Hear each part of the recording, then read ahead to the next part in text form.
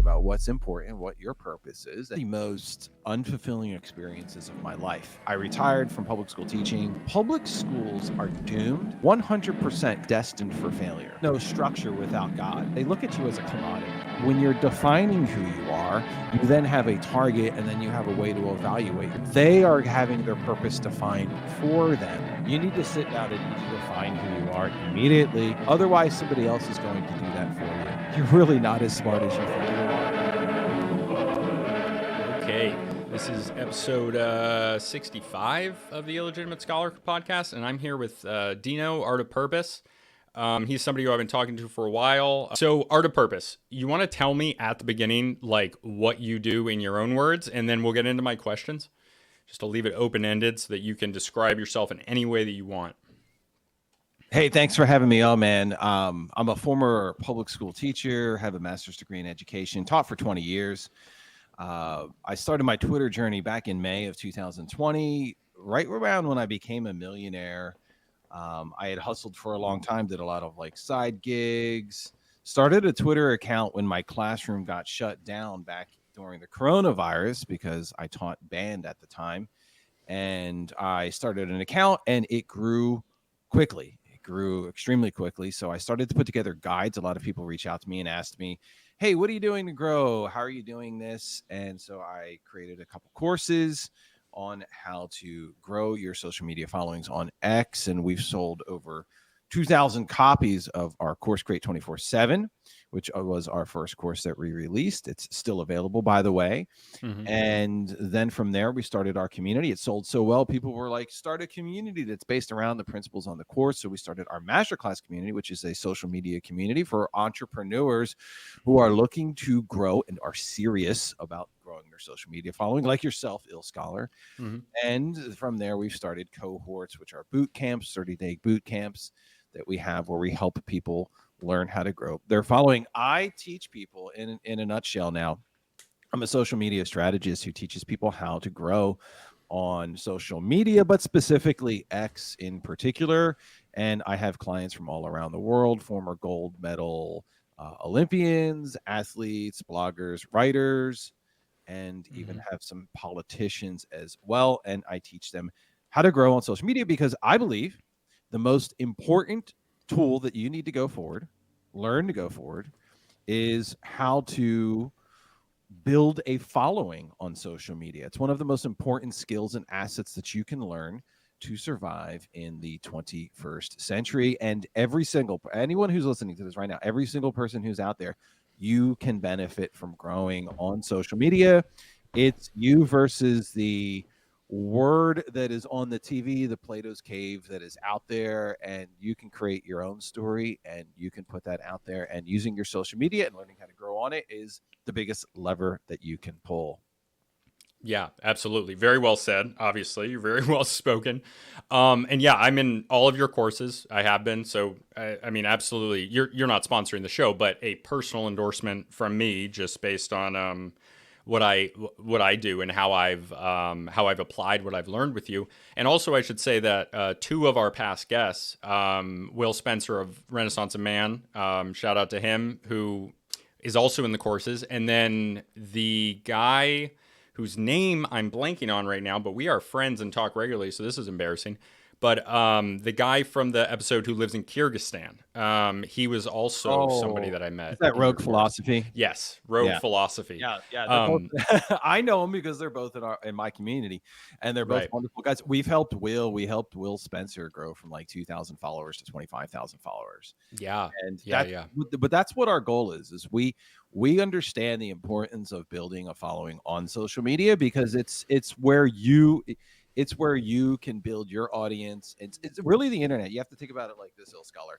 The internet is a game of ideas. There are billionaires that are spending tons of money so that they can propagate Elon Musk spent $44 billion of his own dollars so that he can put his ideas out into the world. That's the real reason why he bought X, formerly known as Twitter. He bought it as a way because he understands the power of the internet. So he wanted to own the piece of the internet that was the most persuasive. So he bought X. So that he can influence the world the way that he wants to. So you may be listening to this thinking like, well, I have no influence. I have no way.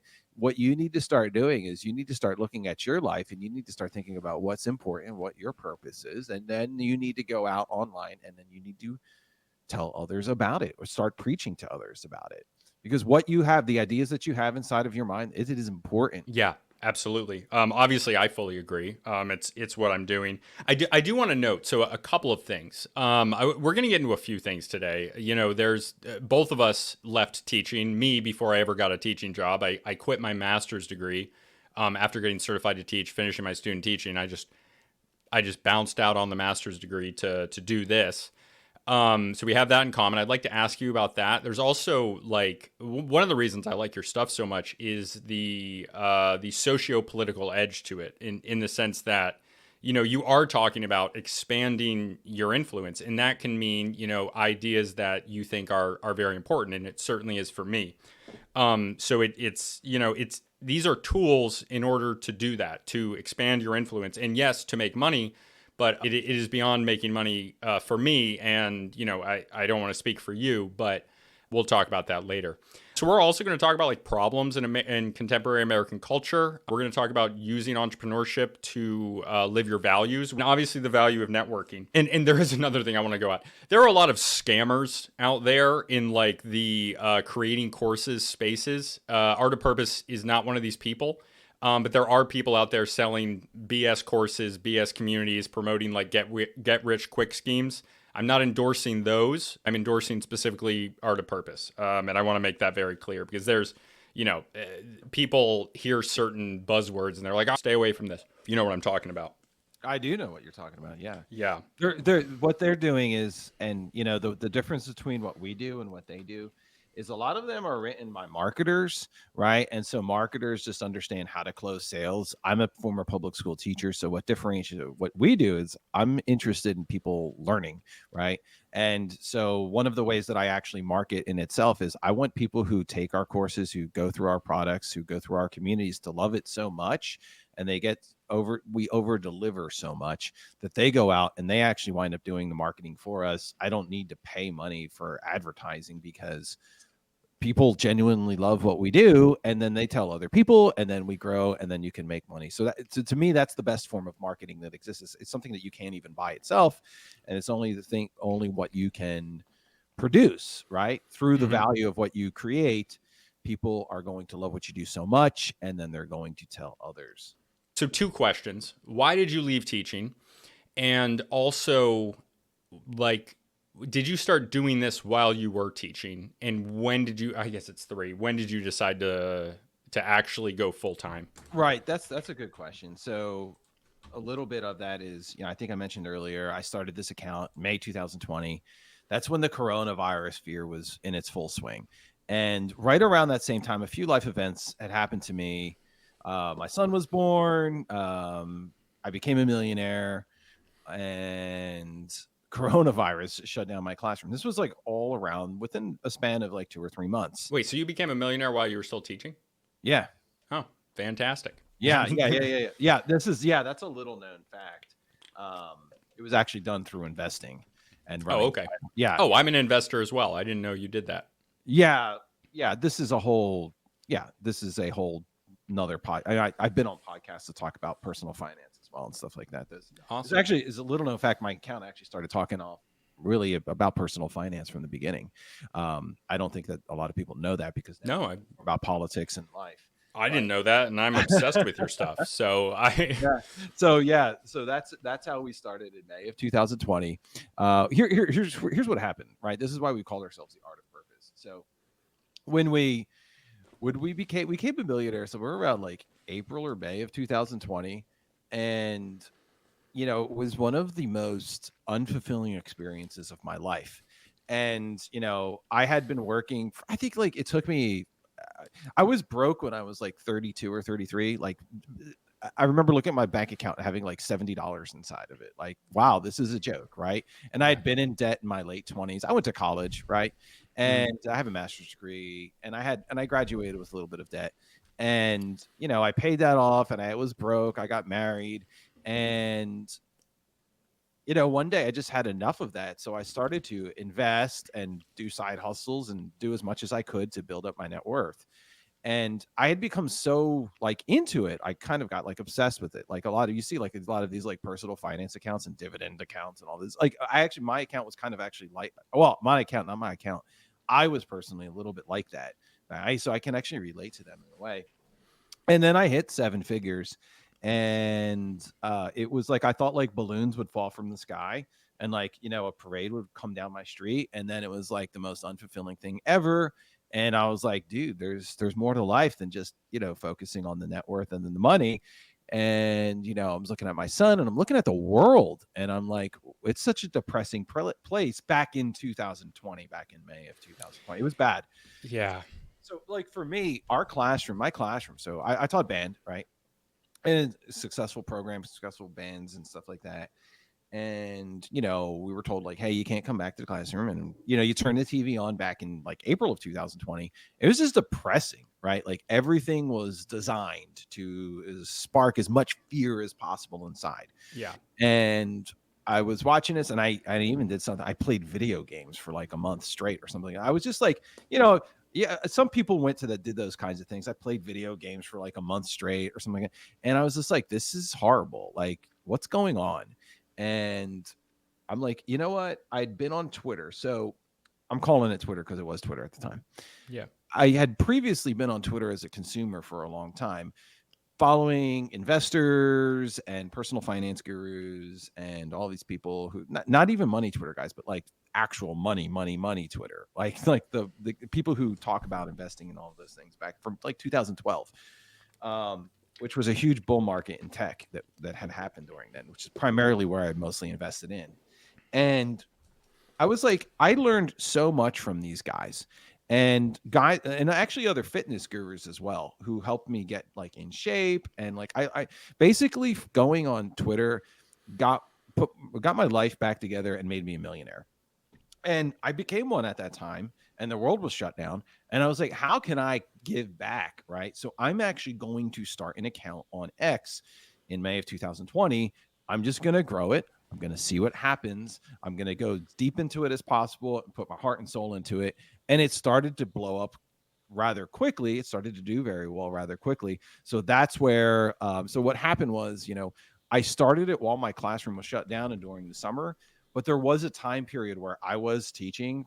I taught for like a full year while running my X account, and released my first course, Create 24/7, while I was working. So what I would do was I would work all day, and then I would like come home at night, write threads, write my course. Whenever I had a week off in the fall, and that's when I wrote my course in 9 days. In the 9 days that I had off, I wrote my first course during that and launched it. And I made more. I made more from my first course when I launched it in November. I think I made like $7,000 from it. Okay. I know that, but that was my first launch, and that was more than I was making as a public school teacher at the time. Yeah. That's awesome. I couldn't believe it. So after, And it's not really that expensive of a course. That's well, when pretty... it launched, it was like in a proto stage. So it launched for like, I think like $40-$50. Oh, really? Yes. Wow. Yeah. Well, it's a way different course now. I've rewritten it 3 times, and it gets updated Right. every year, and it has so many expansions to it. It's $160 now. But yeah. So when it was originally launched, it was just a PDF and a couple videos that went alongside of it. And then I continually built and rewrote the course. I've rewritten the course like 3 times. And so that launched, and I made more doing that than as a public school teacher in my first month, monetized. And then I launched my community. Once I launched my community, it was then basically I was making more as on the online. Yeah, that's my first course. That's the course. I have it all marked up. It's amazing for I love Twitter. that you have it printed out, man. Yeah. And that's the latest version of it too. I can tell by the cover. Back in March of 2021, I launched my community, and I was well over what I was making as a public school teacher. Like, I think I had done like 150% of what I was making online than what I was making as a public school teacher, like 3 months in a row. And I was like, that's a sign for me to just basically leave, because now think about how much more I'll make if I can dedicate myself to this full time. And that's exactly what happened. So I retired from public school teaching, and yeah, now I'm a full-time digital social media strategist and consultant. So people hire me, I work with people, I help people launch products, I teach people how to grow online. And you can either do that by hiring me individually one-on-one, or by going through our communities or taking some of our courses. Yeah. Yeah. You want to just quickly say like some of the people that you work with? Because like No, in the, I can't specifically. oh, okay. Yeah. Yeah. Yeah, Sure. I can't do that. Like, No, that's okay. yeah, but as I mentioned earlier, there's like athletes, gold medal athletes, professional baseball players I've worked with. And Oh, I mean like the other like coaches and the other like presenters. Can you say that? oh, who work inside of our communities with Yeah. us. Yeah. Yeah, well, like the biggest account, this is the beauty of our community masterclass, is that we bring in all of the biggest names inside of our community to work alongside with us. So Culture Critic himself, right? He's got like Yeah. as of this recording, 1.3 million followers. Yesterday he came in and he helped us edit threads with other people. So we'll come in. This is what makes our community so different from the others. All of the biggest names on X currently come inside and work with us alongside me and the community of over 500 individuals that are inside of there. So, we'll have Culture Critic, we'll have a class with him, he'll come on in, you get to come work with him, he'll look at your tweets and your threads, and we'll talk about it. Wall Street Silver's coming on next month, and he's going to show you, he's got over 1 million followers as well. He's going to show you some of the hidden techniques that accounts that are over 1 million followers use to grow their accounts. Tim Denning's coming on later in July. We've had Justin Welsh before. We've had Dan Coe multiple times inside of our community, Joshua Lysick, Christo. They come inside and do webinars with us. So we have webinars that happen twice a month. And then there's always a call that's going on about once a week that's inside of our community. So it's extremely active. Plus there's a community inside of there with a Discord server. So they're talking every single day. And everybody's keeping up to date with like what's the current trends, what's working. We're sharing the information, which is a huge advantage to somebody who's trying to figure it out on their own, because it basically just saves you all the time, because we're talking about what works, and then you'll know immediately what works. And then you can, one of the best parts of this though is to be able to like talk with some of these really big accounts and be able to, and I'm not trying to do this from like an influencer standpoint, but what I mean by this is like when you talk to some of these guys, you'll understand exactly how and why they think the way that they do, which is the real benefit to understand. So it's like, when we talked to Culture Critic yesterday and he was taking a look at threads, he immediately was able to go like, hey, one of the reasons why this post will never work is because this is why, and you're doing it from this, and it's framed like this, and no one's going to ever want to retweet that, because, well, you have to think about the psychology behind why somebody would share something to their audience. Like, if they are not going to give that a retweet because it makes them look bad if they were to do that. So, somebody could be trying to spend like 6 months to a year figuring that out and wasting their time, or they can immediately get shown, hey, this is the right direction to move in from day one. And so this is what I tell people: if you value your time and you value the energy that you put out there into the world, you need to get inside of our communities and be part of that, so that you can get the most up-to-date information, so that you can get the results that you want quicker. Yeah, absolutely. And I can speak personally to that. That I mean, as long as you apply it, you still have to apply it. It's not like you go in the course and then magically you grow, but it's the information is there. And honestly, you do the. I haven't been there in a little while, but you do spaces on Mondays normally. And even the stuff that you talk about for free in there is awesome. Which was what then encouraged me to join your community and everything. And it is really how you describe. It's really amazing. And the people in there, like, creating online can be so lonely. It's just awesome to have a group of other people that are doing the same things you are, and they have the same motivations as you do. So eventually, so why do you quit teaching? We got a little bit away from that. Eventually, like, why do Why I you? quit teaching? Because I was making way more money online. Right. Yeah, like, so it would be Yeah. stupid to, you know what I mean? Yeah. So why just confine yourself to one classroom when you can teach the world, right? Absolutely. It So scales. yeah, like, I'm gonna look at this right now, and I've had let me look at my, from a sales perspective, I think we have over, I'm going to pull up my phone. It's on my, just as from my Gumroad account. I think we've had, let me look at this right here, all time, 30,762 different sales. So it's like yeah. So you look at that and it's like, I can do that online, or I can just confine myself to a classroom and just work with 20, 30 kids at a time. But, and it pays. So why did I leave teaching? I'm making 10 times the amount of money that I do online and have a scale that is just far more. And so there's more influence, there's more money behind it. So on that, so the money obviously is different. Let's talk about the what you get to do, because obviously when you're teaching in a classroom, one thing I bring up a lot is I taught when I was student teaching, I taught a government class, like a class on a civics class, a U.S. government class. And the curriculum was pretty much laid out for me. That can be hit or miss. It depends on what you're teaching, how much it's laid out for you. I'm teaching social studies. And I still am teaching social studies, just on here instead. And I have an audience larger than most large school districts. So obviously I am reaching more people. But there's a difference because when I was teaching the government class, I never got to talk about campaign financing one time. I was teaching effectively theory of government. I was forced to. But when you're doing what you're doing, you get to do whatever you want. And my perspective is that there's a lot of wasted time, especially in public schools.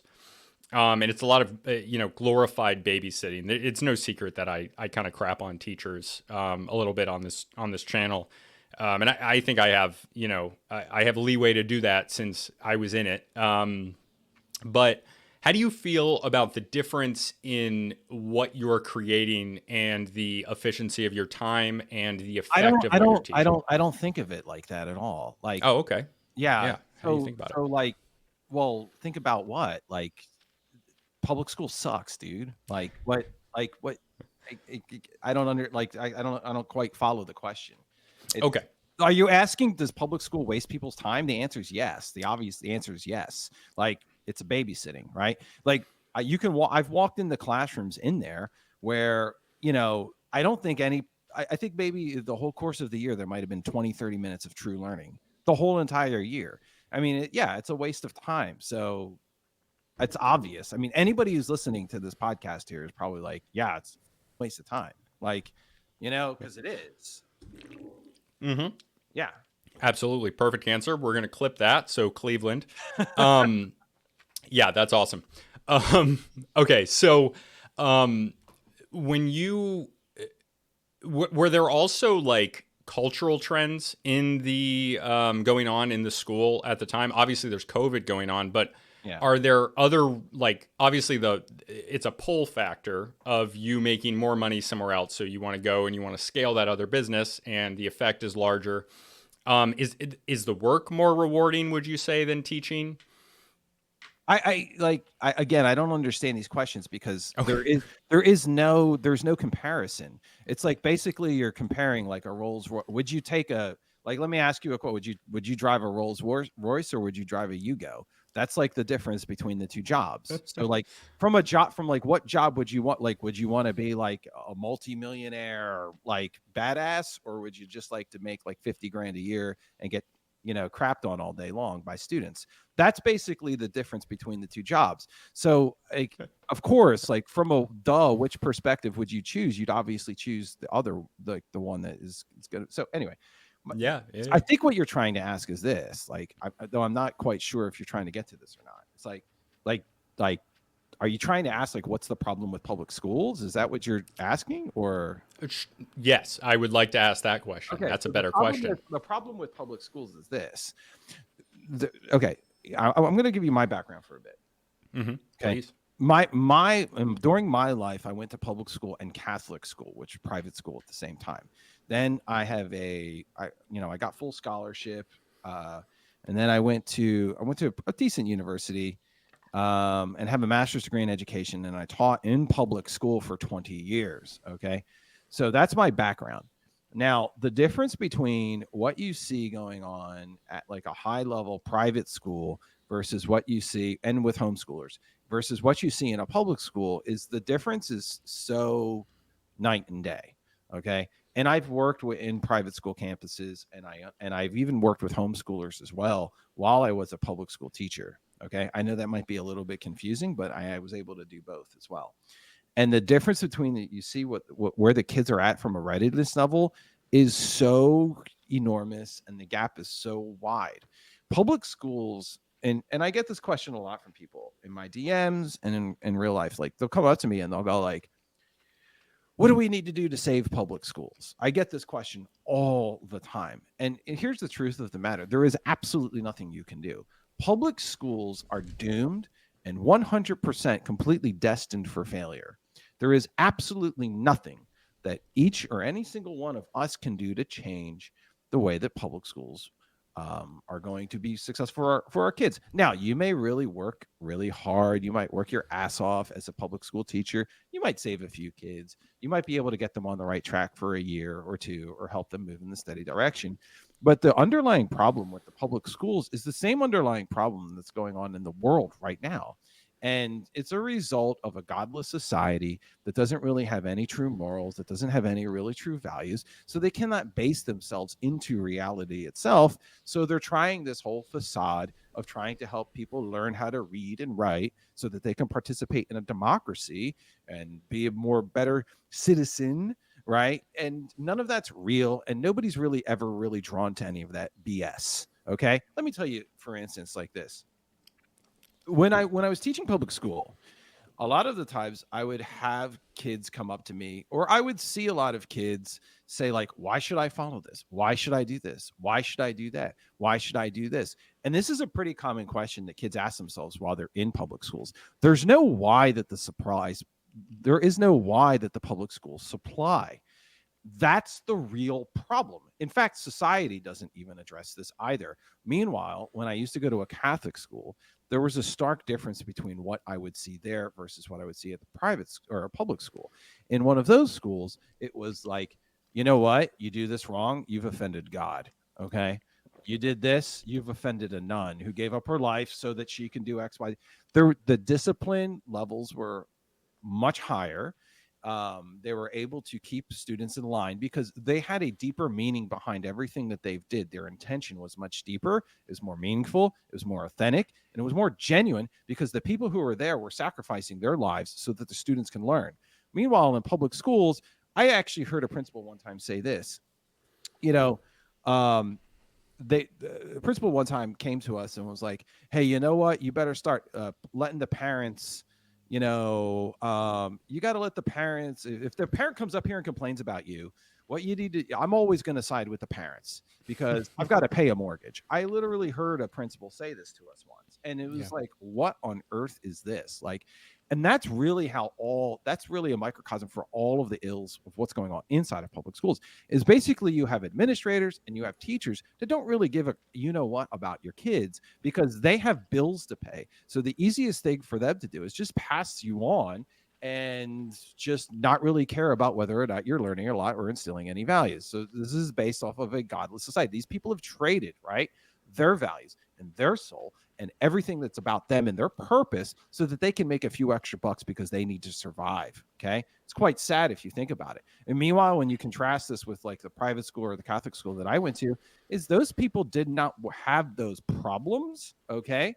And they were focused more on the kids and focused more on you learning. And it was rooted in a much deeper foundation that they were much more able to be invested in where you were going to be and what you were learning and who you turn out to be, as opposed to a public school teacher who's just going to pass you on because they need a few bucks. Yeah, so absolutely. I fully agree. And I want to touch on the incentive structures at play here because, some of these are included in something like a Catholic school or a private school, but to a lesser extent, and it depends on the one. But in public school, the teachers, they're not beholden to the students. They're beholden, to standardized tests and indirectly held to standardized tests through being held to the standards of the administrators who are themselves held to school boards and parents and state boards and federal guidelines. And there are all these things, and IEPs, which are like these are instructions that teachers get to handle externalities, you would call them in education, the learning disabilities and things like that. And they're beholden to all these other incentives, which is why they're completely screwed as an institution, because the incentives at play don't allow them to do a better job, because they're doing what they're meant to do in a lot of ways. I don't believe in Wait, any of that. Like okay. you can Yeah. structure it. There is no structure without God. Okay, so you can structure it and you can have, but basically what you have is really just a bunch of amoral people that are running public schools who don't really care about your kids. Okay, so Mm-hmm. you can structure it and have it like, hey, we'll spend less time with the kids with disability, or finances, or do this, or give teachers incentives to, like, maybe if you give them a bonus if the kids work a little bit harder, and all this. None of them are going to work. There might Mm-hmm. be like a temporary band-aid where it improves something just a little bit, but based off of what I've seen, this is how public schools really work, y'all. This is pretty funny. Every 2 years they always decide to reinvent the wheel. Okay, so like what will happen is like we'll come in at the beginning of the year, or teachers will. I'm no longer one, thank God. But you'll come in at the beginning of the year and they'll be like, we're going to now institute this new program, or this new framework, or this new mental model, and they're all BS. Okay, because Yeah. none of them are rooted in the foundation. They're just basically another godless framework, and they're just sitting around. The way that you structure things truly actually really doesn't matter all that much. Okay, people are always like worried about, and as long as you're allowing kids to play and you're allowing kids to do this, if you're not running your place like a prison, okay, of which of course all public schools are like.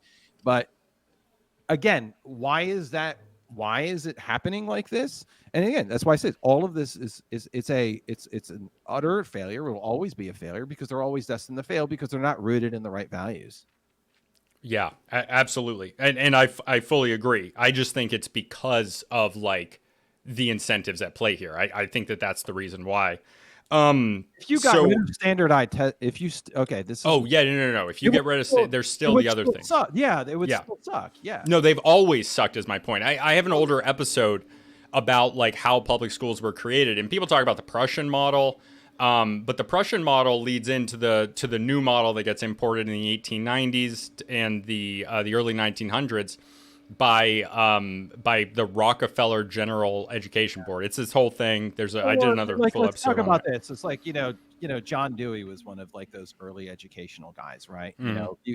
He was there, and part of his idea was so that we need to have these schools so that kids are going to be able to participate in a democracy, right? Like they need to learn, they need to read, they need to what kind of like what your purpose is so that you can learn to read and write so that you can be a citizen, right? Like what kind of it's just BS. And they're Okay. kind of telling on themselves there because that's a phrasing thing.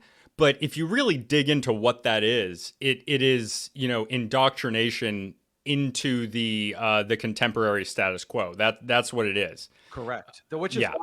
why people like Rockefellers want to promote, the public education. So it's like, Mm-hmm. hey, we need people to fill these jobs, right? We need this. Really what it Yeah. is just another way. So you have to think about how elites really view the world. Okay. And they said this Wait, wait. explicitly, by the way. I've shared these Yeah. quotes. So Sorry, continue. the difference between like a Christian mindset versus the way that like these evil elites view the world is really simple. The way that they view the world is they look at you as a commodity. Okay. So every human being is really just another number, and their job is to figure out how to leverage you and scale you. Okay. Mm-hmm. This is exactly how they think. So one of the reasons why somebody like Rockefeller is going to go really for like all of this, like John Dewey, teach these people how to, because they're going to look at you as a way. So they're going to take what you have learned, all of your knowledge and all of your productivity and all of your ability, and they're going to be able to pay you $10, $15 an hour for it while they can make millions off of it. Okay. So that's the reason why,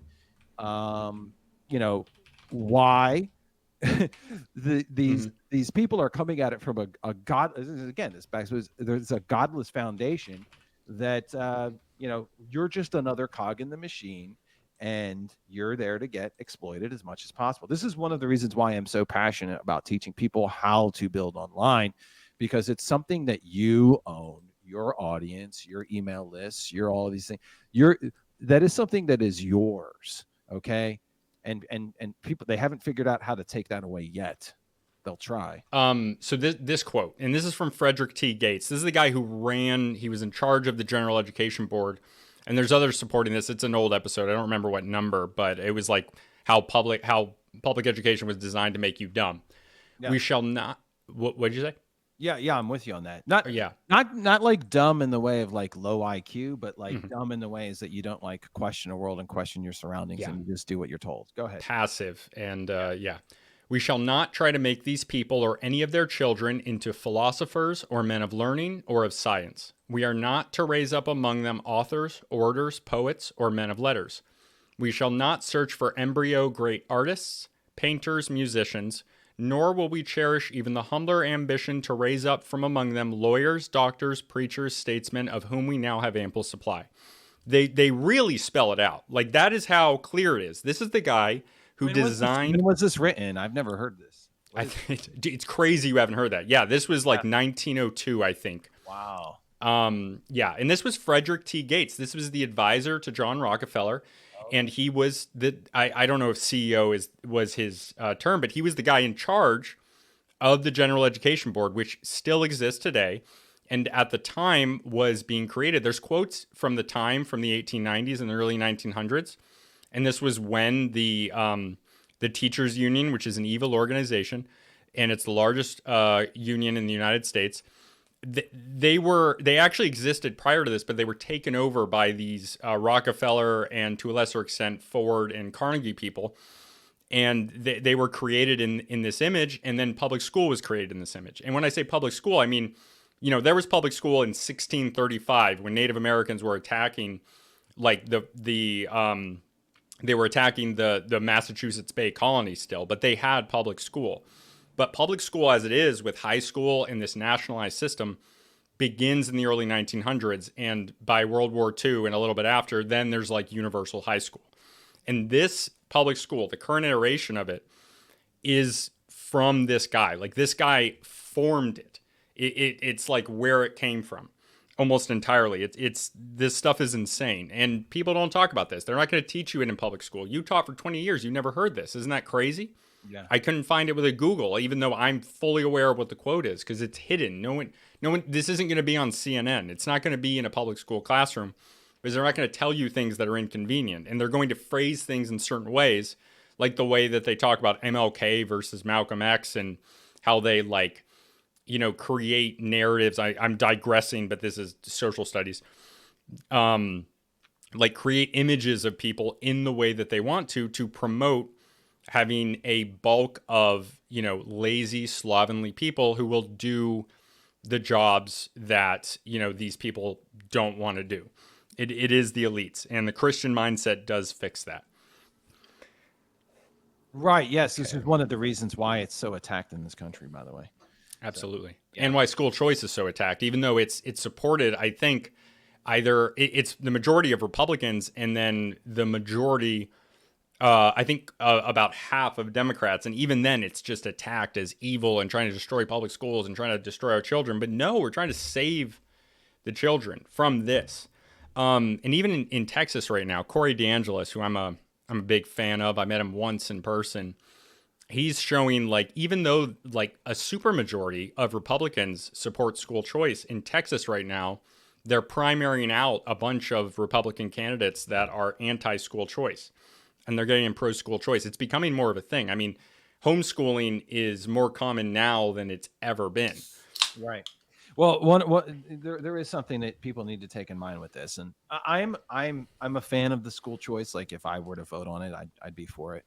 But there's something that people need to remain skeptical on. This is that he who pays the piper plays the tune, right? So when you're giving vouchers for people who are homeschooling or doing anything, what you need to do is remain vigilant that they don't attach stipulations to any of these as well.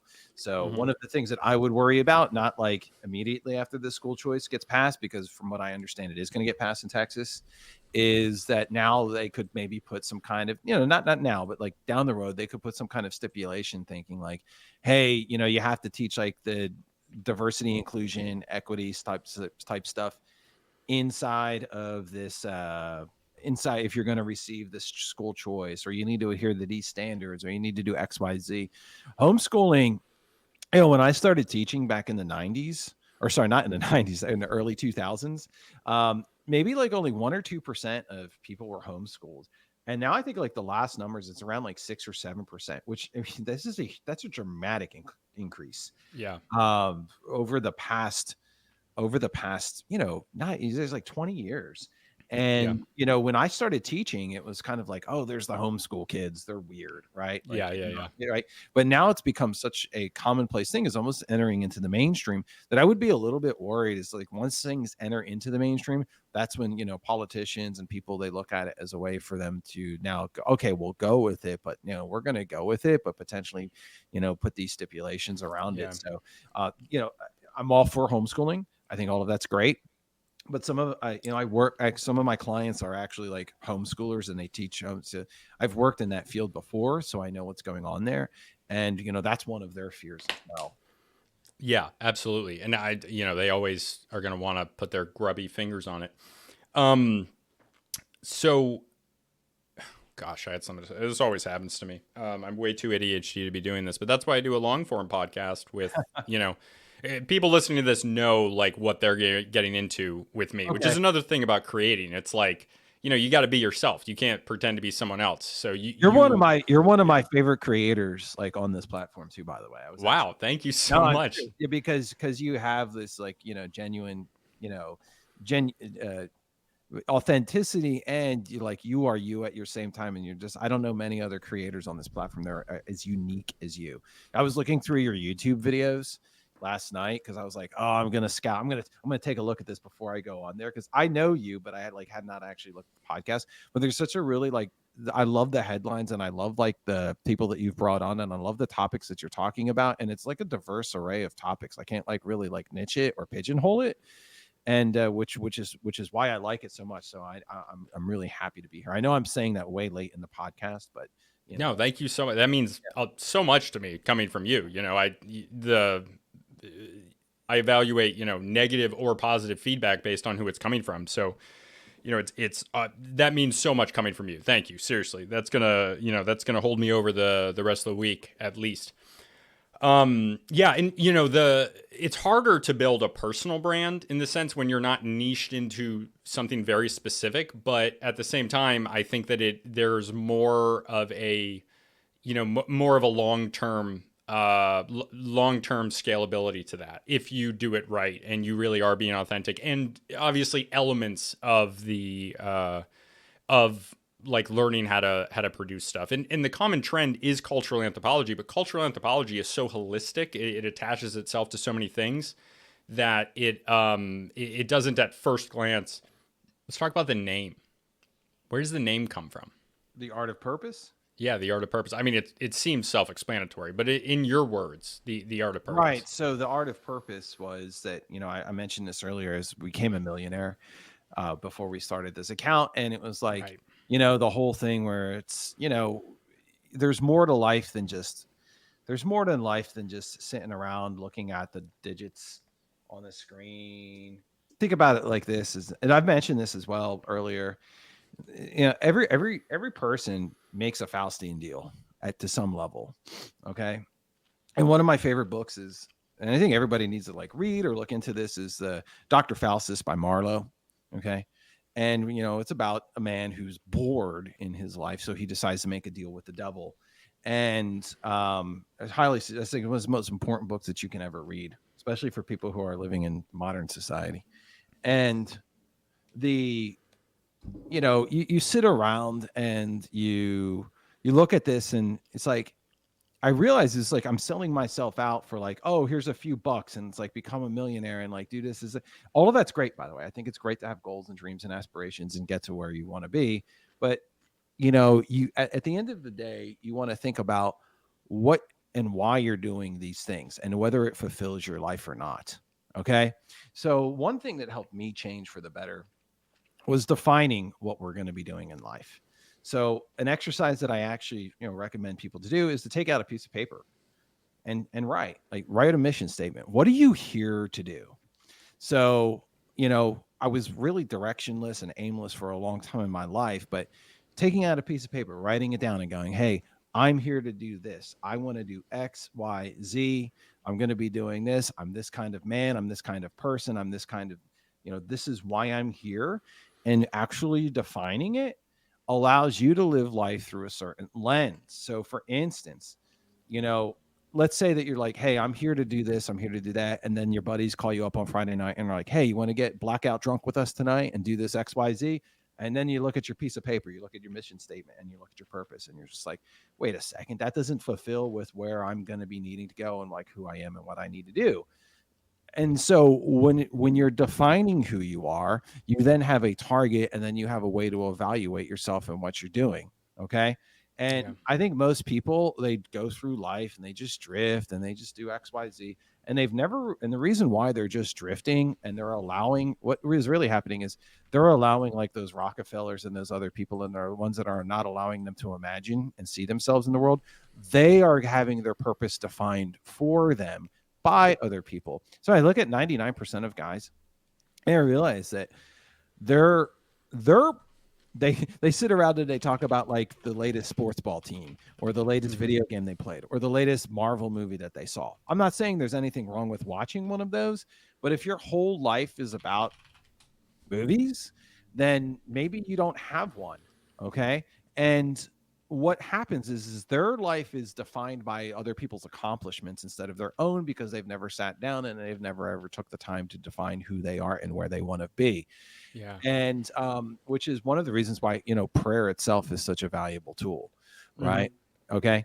And so you need to sit down, you need to define who your life is. You never, even if you're not religious, okay, you need to sit down and you need to define who you are immediately. Otherwise, somebody else is going to do that for you. Yes. Oh, it's and this someone else is going to do that for you. Number one, a lot of the people that listen to the show are quite religious. I have a lot of Catholic and Orthodox bros on that listen and everything. I want to.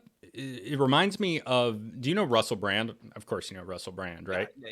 Yeah. Recently baptized as a Christian. Awesome. Amen on that.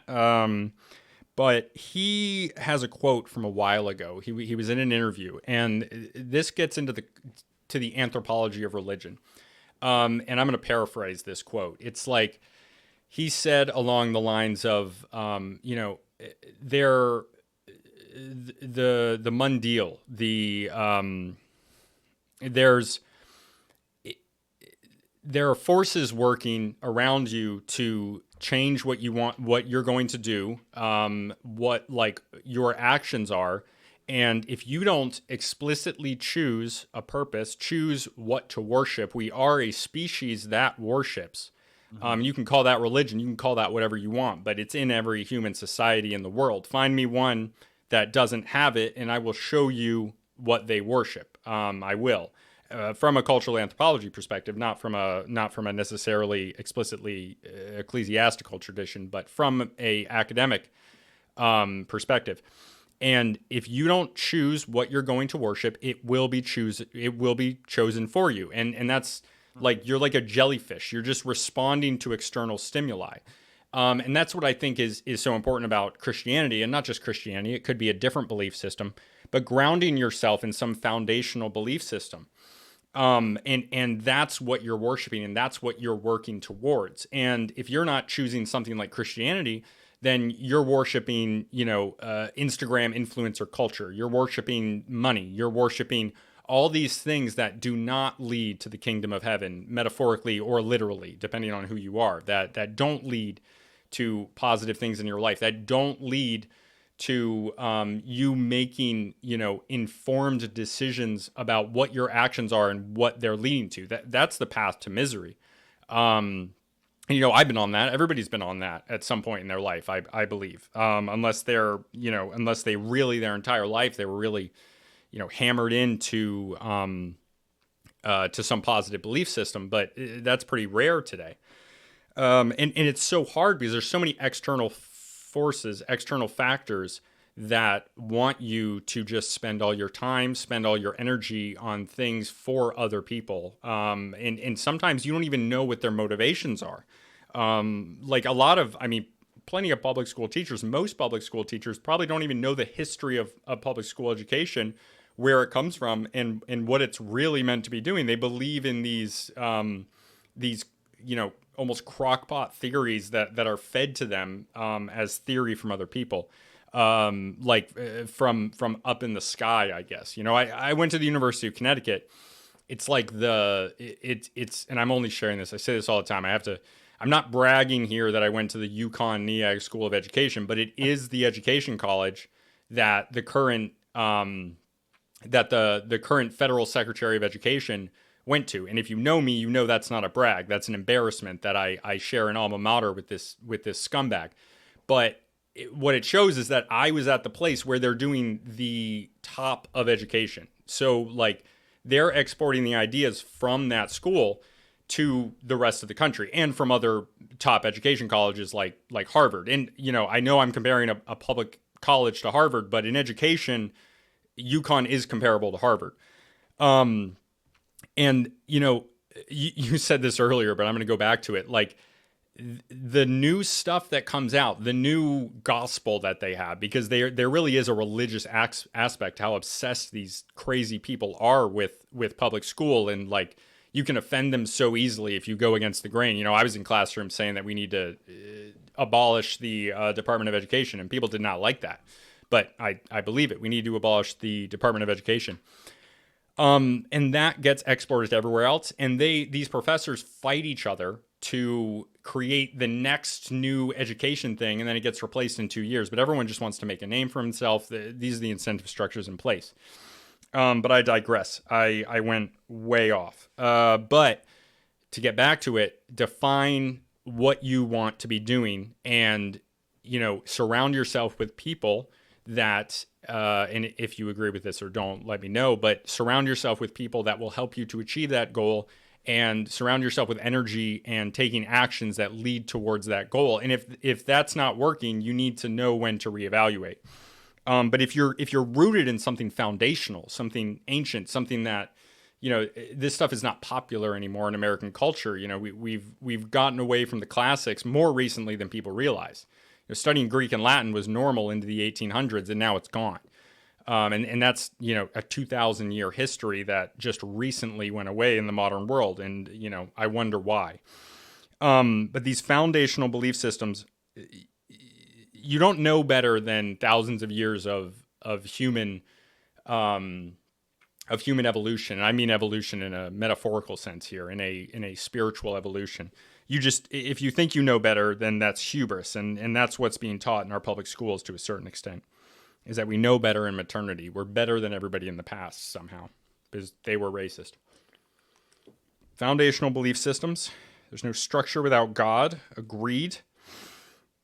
More to life than sitting around looking at a screen. So what would you say to a parent who has children in the public school system right now, who can't afford to take their kids out of public school, and they can't afford the time commitment of homeschooling? What do you think that they should do based on their situation? I hope that they're going to church, and I hope that they're an active participant in religion.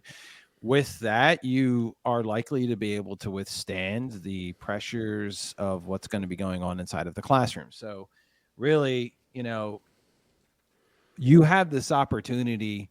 So really, I'm going to put it to you like this. If you're sending your kids to public school and you're not sending your kids to church at the same time, you don't, you do not really, you haven't either thought this through, or you really don't care about your kids, because you're just going to let their brains be full of whatever the public school puts inside of there. And you are likely to not like what they're doing. And here's the real thing, guys. As bad as you think public schools are a million times worse than what you can even imagine right now. And this is somebody who's been inside of there. I don't think people actually really realize what it's like. And you can maybe take a tour and they'll guide you and show you, but the day in and day out of what's going on inside of the public schools, and you may even say, "Oh, I live in a red pilled area. I live in a good area." From what is there, and I'm not saying every single classroom teacher is bad. I think there's a lot of really great ones, actually. Okay, but they're overwhelmed, and the whole system is designed and set up to fail, and it's designed to leave your kid. It's designed to lead your kids into a life of slavery.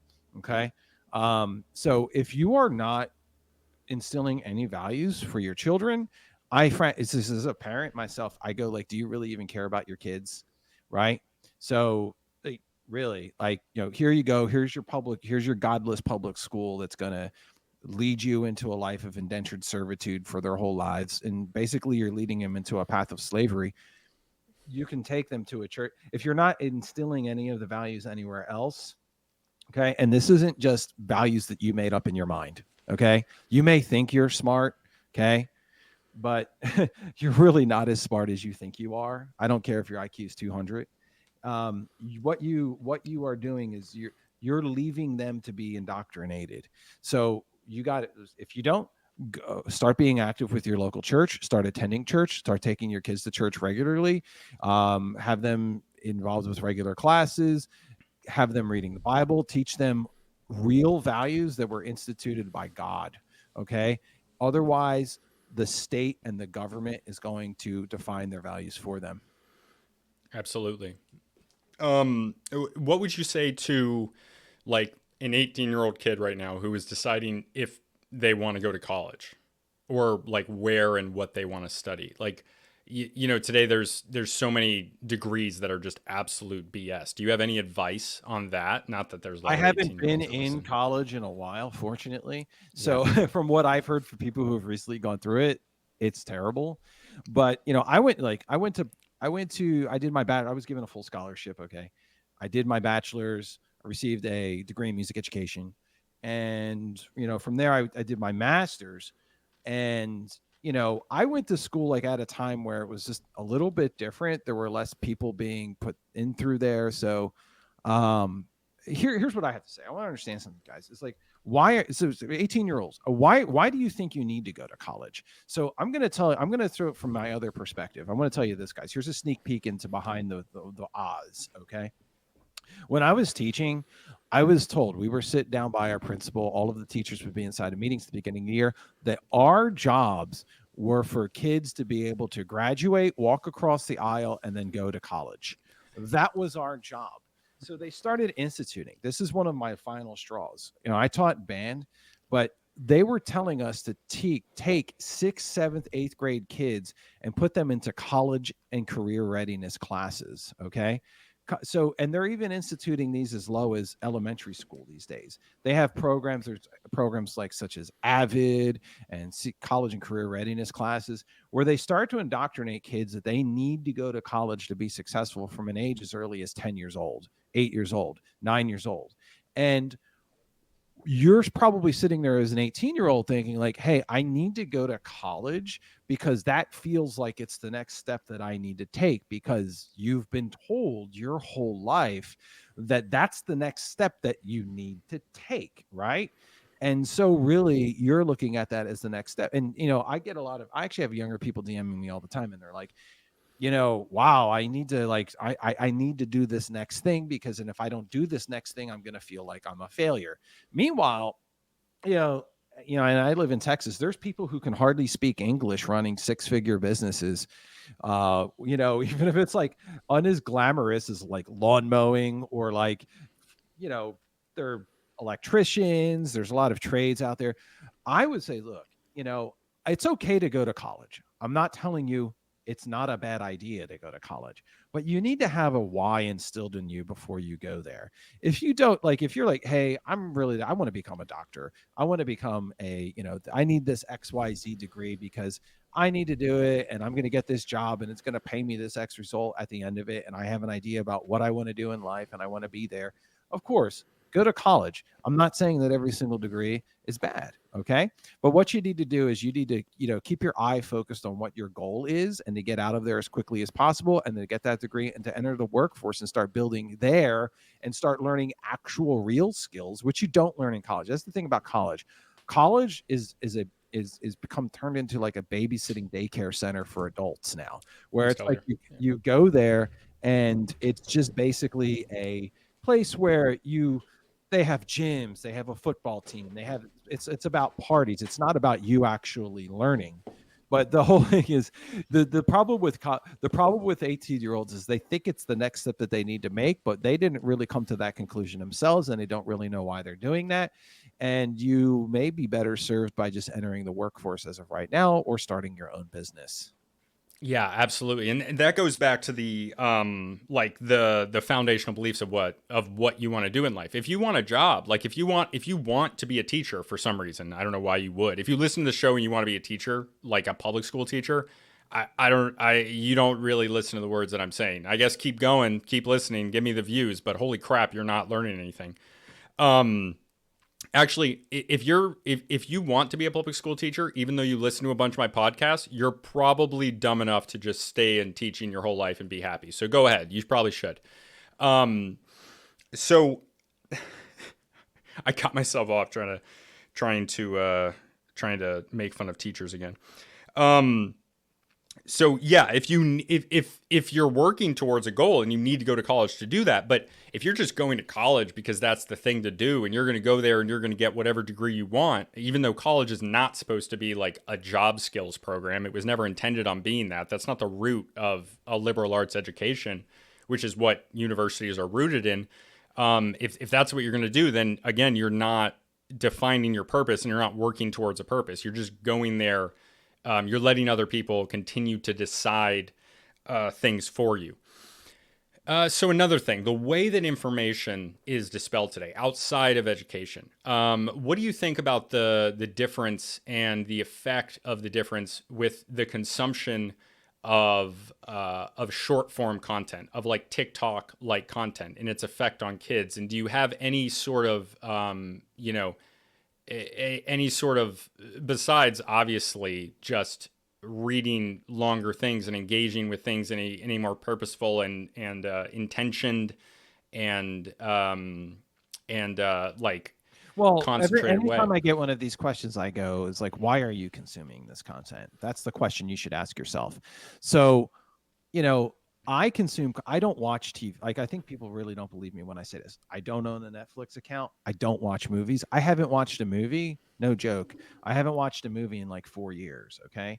I don't watch TV. I do occasionally watch like a baseball game. Like, I'm not going to lie, but it's not like my life. Okay. That's really all I do. But I'm not interested in that because I'm hyper conscious with like why I consume things. Do I need to watch this? I think one of the most boring things in the world is for somebody to sit down and watch a movie for 2 hours. I would be bored out of my mind. I personally would rather talk to you. I would rather talk to my audience. I'd rather host a webinar. I'd rather be building my business. I'd rather tweet something. I'd rather write something. I'd rather write an email. I'd rather take my family on vacation to the beach. I'd rather spend time. I'd rather go outside for a walk. Why would anybody want to sit their behind on a couch and watch some boring movie that's basically a templated movie with the same plot structure and characters and the same thing over again and again and again and again? Like, what's wrong with you? Okay. So when I ask people, it's like short form or long form. Yeah, well, the type of the content doesn't matter itself. It's the reason why you're consuming things that matters. Now, if you're watching something and you are like, sometimes I'll watch a movie. So like the last movie I think I watched, this is going to date me, was The Founder, right? Because right. So I It's a good movie. People were talking to me and they were like, "Hey, you got to watch The Founder. It's about business and stuff like that." So I was like, "Okay, I'm going to watch the story." It's the founder of McDonald's, right? Mm-hmm. Michael Keaton movie. And I watched it, right? But I didn't just watch the movie. When I watch something, I don't passively watch it. I'll sit there, I'll take notes, I'll try to summarize it in a sentence, I'll have cues, and then I actually turned that movie into an email itself. So, I'm always thinking about if I'm watching something or if I'm consuming content, the reason why I'm consuming content is because I'm going to create something with that content that I've consumed. It's going to go somewhere else. Okay. Like, so it's not just sitting there and just watch, and that's the reason why I consume anything. So if you're doing it with intention of using it as inspiration or a starting point or for the nexus of an idea, there's nothing bad about consuming content. But if Yeah. you're doing it just to, uh, you know, Doom scrolling. doom scroll, yeah, or validate. That's really what I mean with short form. Is like obviously short form is fine if it's intentional. I think that's a really great point. But like if you're just scrolling and you're just getting what is being fed to you very literally. Yeah, so for all of you listening right now, that's a real exercise. I hope you're not just passively listening to this podcast right now. I hope that you're taking notes, and I hope that if you're forming questions, by the way, you can reach out to me personally if you have any questions about any things that I've asked, but you need to use it as a potential way for you to create yourself, right? This is the whole idea that's inside of our course, Create 24/7, is that you need to start by curating what you consume and understanding why you consume and start to become more conscious about the things that you're letting into your eyes and you're seeing and what you're doing. And then you have to have a reason behind it. Yeah, absolutely. Intention, doing things with intention, I think is definitely the theme of this podcast. So last question, and then whatever else you want to say after that. But are you happier now doing what you're doing? Yeah, absolutely. I'm happier. So there's no question to that, right? But all happiness is relative as well. So, I was ecstatic when I was able to like leave my job and it's like Christmas every single day, right? It's like what I do every single day is like Christmas. I wake up, I go on podcasts, I host spaces, I talk with my community, I live the life of my dreams, and I do all of those things. That's great. But at a certain point, you're going to look at things and be like, well, okay, so now what else can I do? And that's natural, right? Mm-hmm. Like Elon Musk, I have my thoughts about him, but he has a really great quote that entrepreneurship is like staring into a giant abyss sometimes. And that's really what some of the things that you're going to feel is like. Sometimes you'll wake up and you'll be like, okay, I need to do something. I really need to like push the envelope. I need to create something even bigger. I need to push myself. I need to do this. I need to do that. But where does the happiness really come from is where you're going to have to start asking those questions. Is the happiness coming from me being able to do whatever I want in my life? Okay. Like if you're really busy and you're a person working a 9 to 5, it really feels good when you get to the weekends. I'm not going to lie. Or it feels good if you're a teacher and you have the summer off. Of course, right? But there comes a point where you need to really start to become conscious of where happiness even derives from itself. And the happiest moments of my life, as I look back at it, have been all of the times when I've done something and I've created something. I've spent time with my son. I've spent time with my family. And one of the best feelings in the world is launching a course. I know that sounds absolutely ridiculous, but hitting the send button or hitting the publish button, or every single time I write something that I'm proud of, or on a podcast that I'm proud of, or I'm doing any things that I'm proud of, the act of creating, right? A man is at his happiest when he's building. A man is at his happiest when he's creating. So what I'm asking you, if you're listening and you're out there, is you need to start asking yourself, like, what is happiness? Is happiness you being entertained? Is happiness you being consuming? Well, then you really don't have a frame or a guideline for what happiness truly is. Okay. And then once you start creating and once you start building and once you start doing, that's when you're going to truly understand what happiness is about. Absolutely. Love that. Anything else you want to say before we get off here? No, man, I appreciate you having me on, man. I No, really enjoyed this yeah. conversation, and I want to thank you for having me on, man. I'd be happy to come on at any point when you're having any of these shows. Love to talk. I want to consciously do more podcasts. I talk so much inside of my communities and doing webinars and talking about like the nuts and bolts of social media, right? That I find it refreshing to come out here and talk to guys like you. Absolutely. And thank you so much for coming. Yeah, thank you. This was awesome. Really appreciate it. And yeah, check him out on Twitter, and I'll have some links in the description. Yeah, at creation. Follow me at creation 247 on Twitter, The Art of Purpose, or check us out in our community masterclass247.com. It's our community. If you're a person who's wants to be serious about growing on social media, you're like, hey, I want to give myself an audience. I want to get some true fans, or I'm thinking about launching a business online, join the masterclass community. We're going to give you all of the tools that you need from day one. We're going to show you how to get your first 1,000 followers, 10,000 followers, how to launch your first course, how to launch your first guide. And we're constantly talking in there the nuts and bolts of what's working. Join masterclass, masterclass247.com, 247.com. And if you all enjoyed this podcast, you can reach out to me personally and DM me on X as well. As long as you're not blocked by me, my DMs are open to you. Yeah, and you will block if somebody is not up to your standards. I've seen it. I've seen it happen in real time. Somebody says the wrong thing, and they do say the wrong thing. This isn't a flippant thing that you're doing.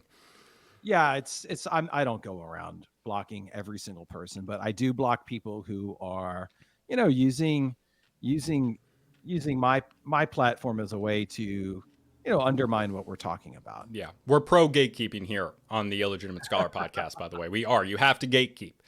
You have to define things. You have to decide when something is right and something isn't. And I find that very admirable about you, that you're not just gonna take anybody in. And it is rare, but when you do it, I've seen you do it once or twice, but it's never over something. People out of my community, because I've done that as well. So yeah, I don't kick. By the way, like if you're probably not going but it is a rare 2 or 3% that they'll come in and they're not really doing this, and they're not trying, or they're taking away from things, or they're spamming things, or I've been in the game for a while to know who's coming in there with ill intentions, ill scholar. Yeah, and you'll refund them. You've said to me when that happens. And those things will spread like a virus, and they will change the culture of your community, and you cannot have that. Yeah. But yeah, thank you so much for coming on. Thank you. Seriously, it was awesome. Love talking to you, and I look forward to continuing to work with you. Appreciate you, buddy, and appreciate you having me on.